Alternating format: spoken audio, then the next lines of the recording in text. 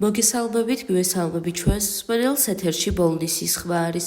შეგახსენებთ, რომ ბოლნისის ხმა პროექტების იხვის ფარგლებში ხორციელდება, რომლის მხარდამჭერია გერმანიის საგარეო საქმეთა სამინისტრო და DVV International. დღევანდელ გადაცემაში ვისაუბრებთ მოზარდი გოგონების ფსიქოლოგიური პრობლემების შესახებ.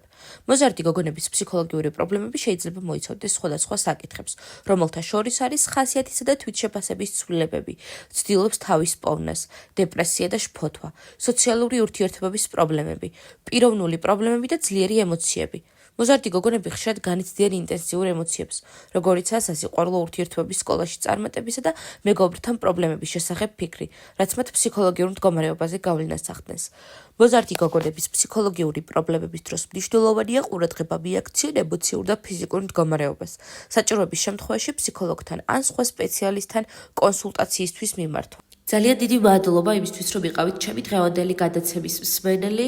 მე დღეისთვის გემშვიდობებით, ხოლო გიტოვებთ ჩვენს მეგობრებს თეთრი კარვიდან, მოусვიდეთ, იხალისეთ და ბედნიერ კვირას გისურვებთ.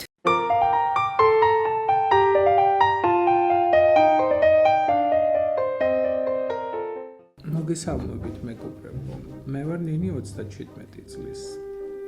დღეს თეთრ კარავში ქალები ისეთ თემაზე სასაუბროდ შევიკრიბეთ, რასაც სექსუალური ძალადობა ქვია. არ დაგიმალავთ და არც თუ ისე დიდი ხნის წინ პირადად მე სექსუალურ ძალადობაზე სულ სხვა წარმოდგენა მქონდა. არადა აღმოჩნდა, რომ ყველანაირი ქმედება საპირისპირო სქესისგან იქნება ეს ფიზიკური თუ სიტყვიერი, რაც ჩვენი სურვილის გარეშე ხდება, ძალადობაა და დასჯადია. თითქმის ყველა ქალს ერთხელ მაინც განუცდია ეს შეურაცხყოფელი გრძნობა, მაგრამ ამაზე ყოველთვის გრცხვენოდა და გვერიდებოდა საუბარი.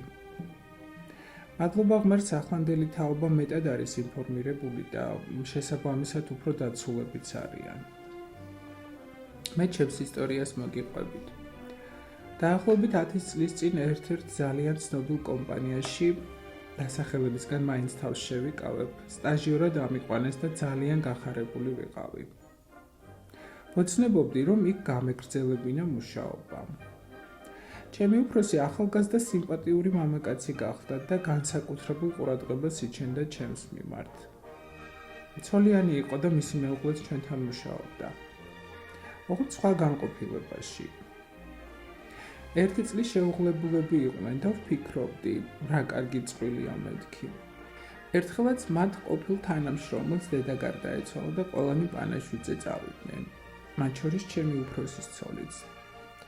პირველად აღმოჩნდით ოთახში მარტო მე და ჩემი უფროსი, მაშინვე რაღაც უსიამოვნო წინათ გრძნობა დამეუფლა.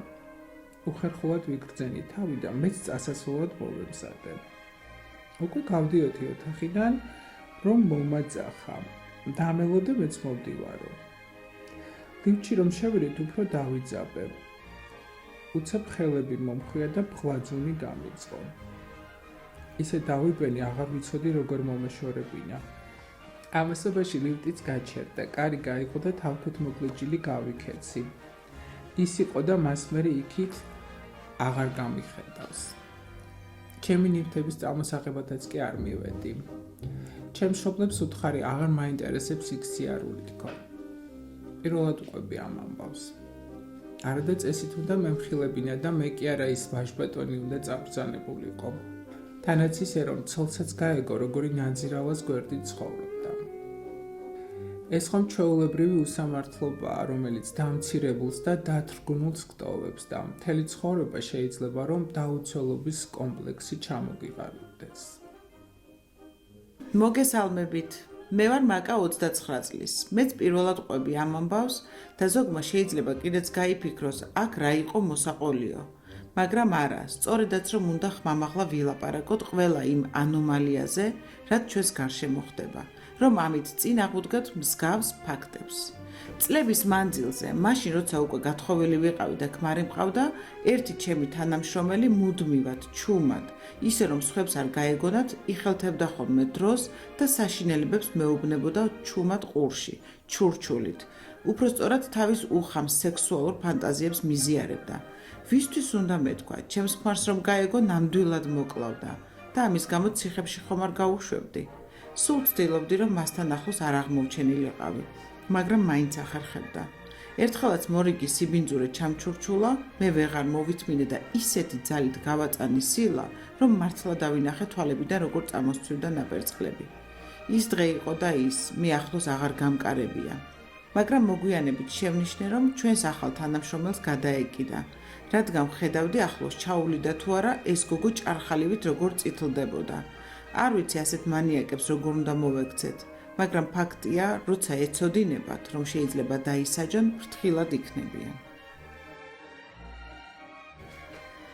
მეც მოვყვები, ოღონდ ეს არ არის ჩემი ამბავი. მაშინ სულ პატარა ვიყავი და წესიერად არც კი მესმოდა რა ხდებოდა. ჩვენს იტალიურ ეზოში ცხოვრობდა ახალგაზრდა ცოლ-ქმარი და ყველა მეზობელმა იცოდა, ლოთი ქმარი ყოველღამე ფიზიკურად და სექსუალურად როგორ ძალადობდა ცოლზე. მაგრამ თვითონ ქალი ხმას არ იღებს და რა ჩვენი საქმეაო, მეზობლებიც არ ერეოდნენ. ერთ ღამესას დიდი ლეწვა მტვევის ხმა გავიგონეთ. მერე ისევ ჩაწყნარდა ყველაფერი და მეზობლებმაც მშვიდი ძილი გააგრძელეს. დილასაც რომ არავინ გამოიხედა ფანჯრიდან, მეზობლებმა შუადღემდე იცადეს. მერე კარზე დიდხანს აკაკუნეს. ბოლოს კი კარი შეამტვრიეს და შევიდნენ. ოთახში საწოლზე უგონოდ ეგდო თავგახეთქილი შიშველი კაცი და სისხლში ცურავდა. ბეწუზე მიუსწრეს და გადაარჩინეს. ცოლი კი იქ არ დახვდათ. რა დროს გაიქცა სახლიდან არავინ იცოდა. დიდხანს ეძებეს ქალი, მაგრამ მის კვალს ვერსად მიაგნეს. როცა მისი მშობლებიც მოვიდნენ, აღმოჩნდა, რომ არაფერი იცოდნენ იმ ძალადობაზე, რასაც მათი ქალიშვილი 2 წელი უძლებდა. ის კი არა ეგონათ, რომ ძალიან ბედნიერი იყო, რადგან სიყვარულით გათხოვდა და არასოდეს ქმარზე საყვედური არ დასცდენია.